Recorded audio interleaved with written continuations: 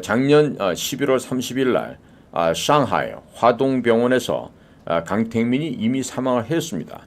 그런데 살아있었던 것은 왜 그랬을까요?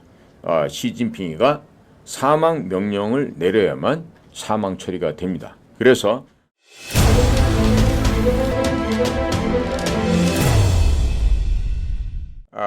중국의 사람들은요, 리커창 총리가 그간 열심히 노력한 10년이며 패퇴한 10년으로 시진핑의 가노 집안의 그 노예로 바라보았기 때문에 이 시진핑에게는 세월이 가면 갈수록 시간이 흘러가면 흘러갈수록 더욱 위험해질 거라는 생각을 갖게 됩니다.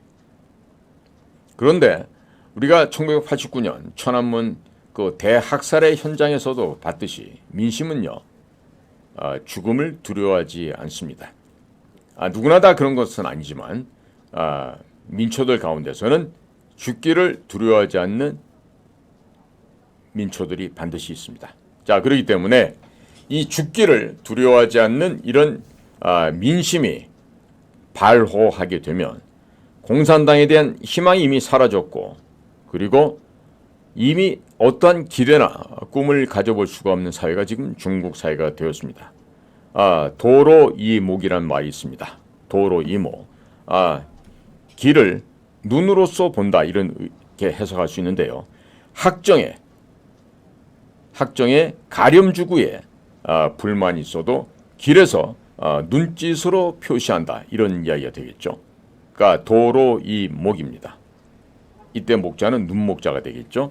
자, 그러니까 앞으로 이런 중국에 있는 도로이목이라는 성어가 있듯이, 자, 우리 가렴주구란 말 다 아시잖아요.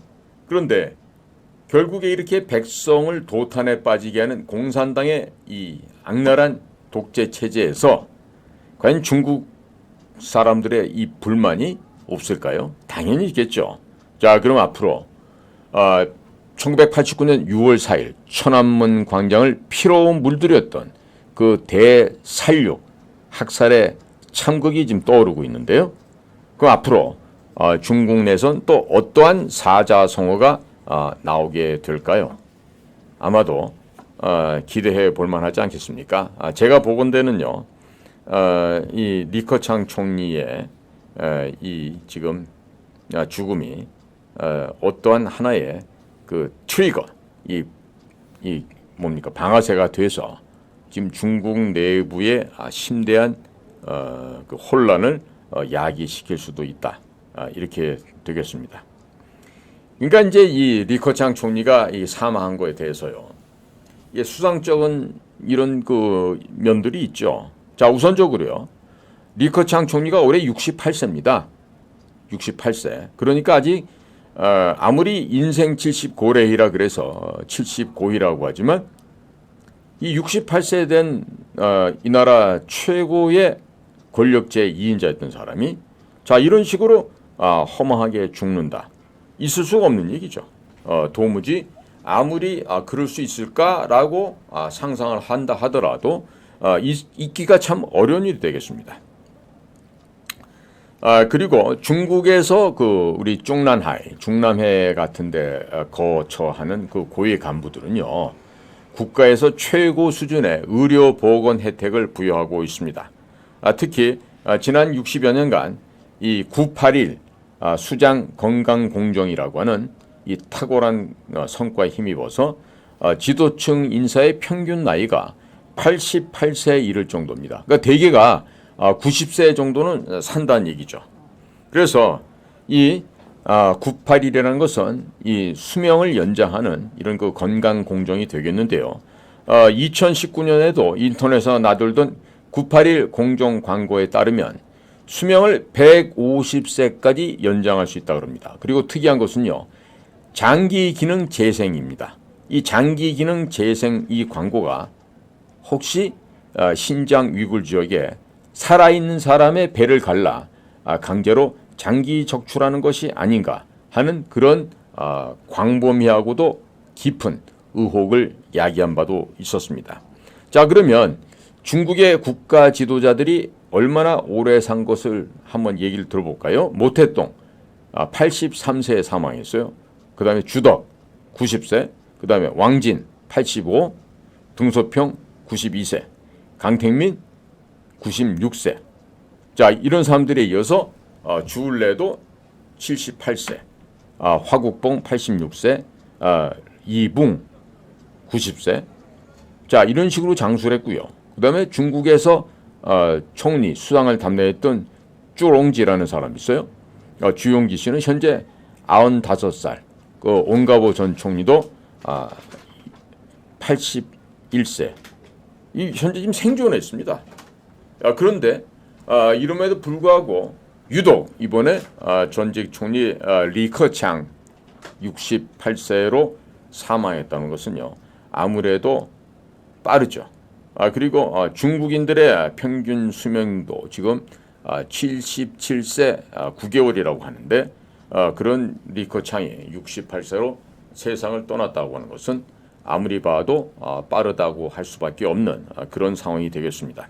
그래서 흑막 속에 이런 그 사망 선고가 내려진 것에 대해서요, 일반적으로 고위층 인사에 대한 응급 조치를 실행하다가 어느 날 몇 시에 사망했다고 하는 것은요, 누가 정한다? 유족이 정하는 것도 아니고 죽은 당사자가 정하는 것도 아니고 당에서 결정을 합니다. 그래서 당에서 결정을 하면은 며칠 날 몇 시에 사망했다, 이렇게 얘기를 할 수가 있는 것이죠. 자, 그래서 인공심폐기 같은 그런 그 설비들이 장기 이식을 하는 수술 가운데서도 계속해서 살아있는 것으로 만들 수 있는 그런 장치가 되겠죠. 그래서 과연 언제 호수를 빼도 될까? 이런 것들은 이제 결정이 되는데요. 작년 11월 30일 날 상하이 화동병원에서 강택민이 이미 사망을 했습니다. 그런데 살아 있었던 것은 왜 그랬을까요?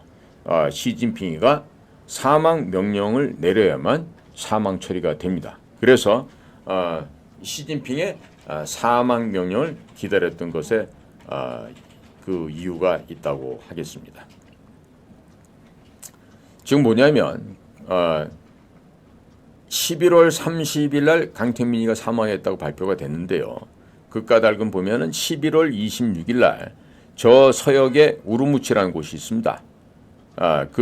신강성, 신장 지역의 우루무치에서 화재가 발생했고, 또 남경 매체 대학에서 촉발된 백지 운동이 전국적으로 이제 만연을 하게 되었습니다. 자, 그렇게 되자 강택민의 호수를 빼고 국장을 치르면서 일반 민중들의 관심을 돌려서 백지 운동을 희석시키려고 했던 것이 바로 이것처럼 공산당에서 사망한 날짜도 지정해주는 이런 해프닝을 보게 되는 것이죠. 리커창 총리의 사망이 10월 27일 0시 10분인데요. 8시간 이후에 부고를 알린 것에 무슨 흑막이 있는 것은 아니냐, 아니면 고위층 간의 사망 사인에 대해서 의견이 취합이 안 돼서 늦어졌던 것이 아니냐, 왜 돌연사했느냐, 이런 것들이 지금 계속해서 꼬리에 꼬리를 물고 일어나고 있습니다. 자, 예를 들어서 로켓군의 부사령관이었던 오국화 장군이 2023년 7월 4일 북경에서 사망을 하였는데 20일이 지난 7월 25일에야 부고를 알렸으니 부패 문제보다는 정변 혹은 기밀 누설 이야기가 이런 것으로부터 나오게 되는 것입니다. 자, 각가지 사망 원인에 대해서 분석들을 하고 있어요. 무슨 우울증이 돌발적인 심장병을 유발시켰다. 아니면 두 번째로는 암살했을 수도 있다. 세 번째는 코로나일 수도 있다. 이러는데요. 어찌됐든지 간에 의문과 감탄을 남기게 된 이번 리커창 총리의 사망은 가족들에게는 무한한 슬픔을 남기게 되었겠죠. 그리고 본인 자신에게는 끝없는 유감을 남겼을 것으로 생각이 됩니다. 자, 그리고 현재 중국 공산당 일당 독재 지배 체제 내에서 가장 무능한 겁약함에 처했었다고 볼 수도 있지 않겠습니까? 이것은 개인을 떠나서 중국 공산당이 이와 같은 상황에 처했다라고 되겠습니다.